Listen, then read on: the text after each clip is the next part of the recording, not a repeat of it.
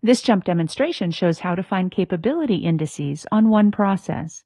We'll use the line length data from the sample data library. The length of a printed line has been measured in 2 books per print run. The printed line is considered good if its length is 16 centimeters plus or minus 0.2 centimeters. Before calculating process capability, we need to ensure the process is stable. Let's build a control chart.